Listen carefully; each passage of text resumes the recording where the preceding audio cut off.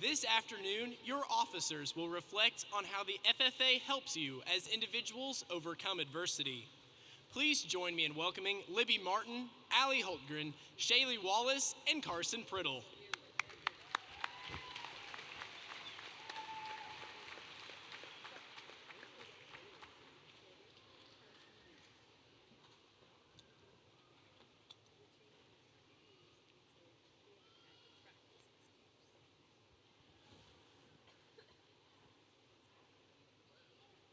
Growing up, I went to the best school I could ever attend. I was a student of the month every month. I was a straight A honor roll. I was a teacher's pet and had the best food known to man. That's right. I was homeschooled. I always enjoyed being homeschooled. It was a way for me to be with my show cows all year long and go to cattle shows without missing any assignments. And most importantly, it allowed me to be around agriculture as much as possible.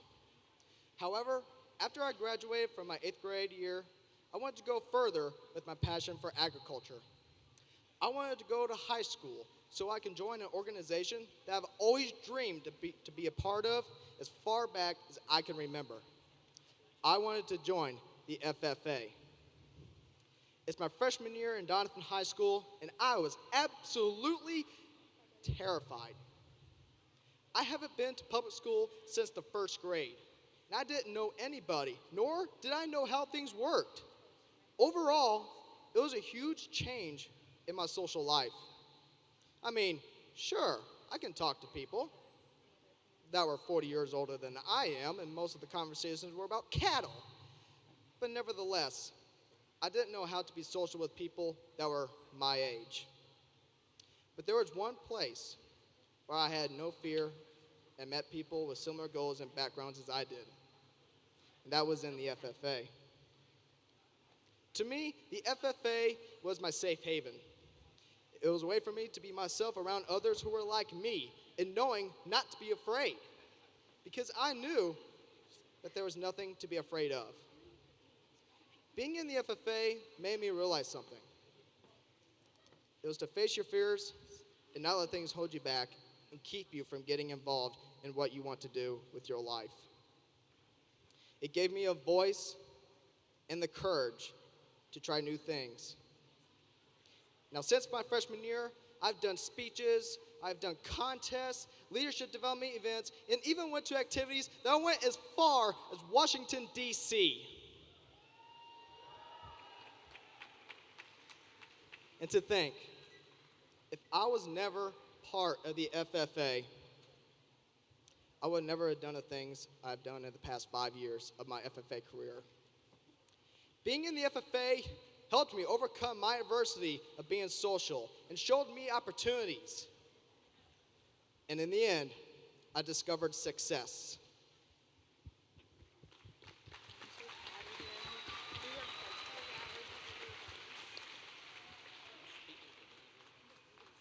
Webster Dictionary defines the word fearless as not afraid, very brave. My definition of fearless is much shorter, though. It's 2 words: my brother.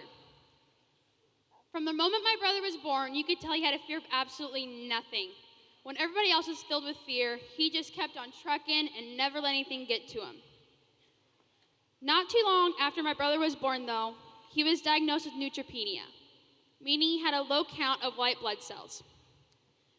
From that moment, the doctor told my mom one of 3 things could happen: that my brother might not make it, he would live with this for the rest of his life, or the best, he would outgrow this disorder. From that moment on, my family took every single precautionary action we could to make sure he didn't get sick. But yet it seemed like no matter what we did, he ended up in the hospital more than any kid his age ever should. But yet my brother never let that hold him back. My brother is all boy, and he throws himself 110% into everything he does. He always is, was, and will probably always be finding something to get into. And there are times where he's gonna scare my mom to death, like he already has. But I'm proud to stand in front of you today and say that my brother overcame the odds and he outgrew his disorder.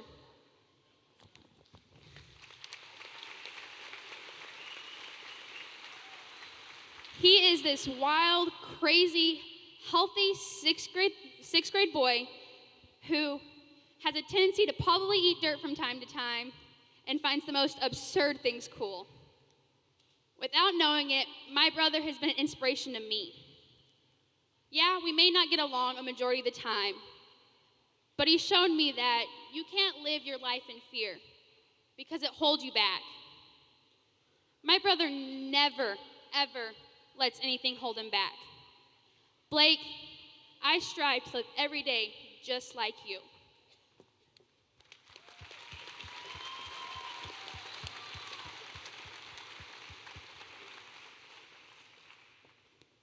Many people will cross your path in life, but only a few will change your direction. 5 years ago, I stepped into the ag building for the first time, not knowing what the next few years would have in store, or much less how they would change my life. And little did I know that the man who was supposed to just be my ag teacher would actually turn out to be my biggest mentor and friend in times of need. Now, thinking back on the past 4 years of my life, my ag advisors weren't just teachers. They were constantly pushing me in and outside of the classroom. They were always helping me develop that next leadership skill, helping me set that next goal, and ultimately helping me discover my success. However, I could always count on Mr. Longan to give me that pep talk before the speech when I was having that nervous breakdown right before going into that room, to make me smile even if I didn't want to after falling short on a goal, and to mentor me through every single obstacle that would come my way during high school and to this day. During the transition to college in my senior year was really when I realized the importance of having those positive mentors and people in my life. Because you see, without those people constantly pushing me to do better and to overcome things that hit me along life's highway, I would not be the person who stands in front of you today, nor would I have been able to develop into a mentor myself. I have had the absolute blessing of getting to serve Missouri FFA Association this past year and be a role model for members across this great state, and for that I want to thank you.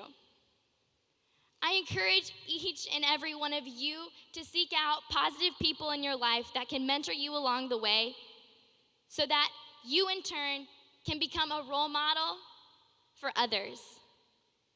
Because the impact that you can have on just one person could last a lifetime. And I want you to remember that many people will come across your path in life, but only a few will change your direction.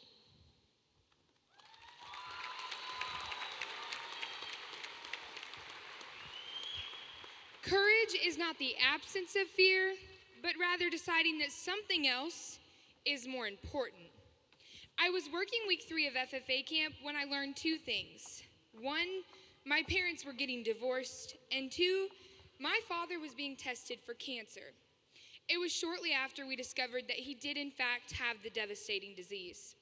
You see, cancer is the division of abnormal cells in the body, and in the first few months of 2015 alone, more than 221,000 men in America were diagnosed with prostate cancer. However, if there's one thing my father's ever taught me, it's courage in the face of adversity. My dad's the strongest man I know.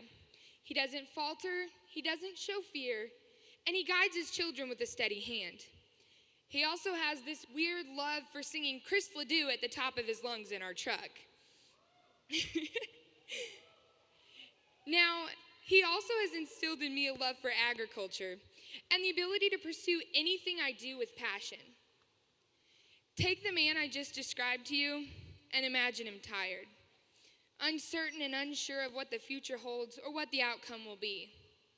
Seeing someone you love struggle will break anyone's heart. However, I myself was struggling too. I was 4 hours away from home, working my way through college, when I made the decision that I wanted to return to the farm and help my dad. That December at our FFA executive meeting, I finally mustered up the courage to tell the rest of my team that my dad did have cancer and I would be leaving MU. This scenario was the last thing I imagined throughout my college career. Mizzou was my dream school. However, what happened next changed my perspective completely. Just like my family was there to rally around my dad, my team was there too. Because I thought I was strong enough. I thought I could handle this on my own and carry it on my shoulders. However, what I learned was that it takes a strong person to be vulnerable as well. Shortly after I shared my story, I received countless phone calls, emails, texts, many of them from all of you members, letting me know that you were with my family on this fight and that we were in your thoughts and prayers. It was quite a humbling experience to see how many people wanted to take this journey with us. And while it's far from over, we know that there's constant improvement every day. If there's one thing that my FFA career has taught me, especially my last year of service as a state officer, it's that your trials become your triumphs, and that your team and your family, especially the ones in the blue jackets, are the ones that help you overcome. C.S. Lewis once said, "Hardships prepare ordinary people for extraordinary destinies." No matter how small we may seem, in Missouri's sea of 25,829 blue jackets, That no matter what you're going through, this organization is something that you can always depend on. And the family that the FFA creates can overcome any adversity. And you can let your hair down.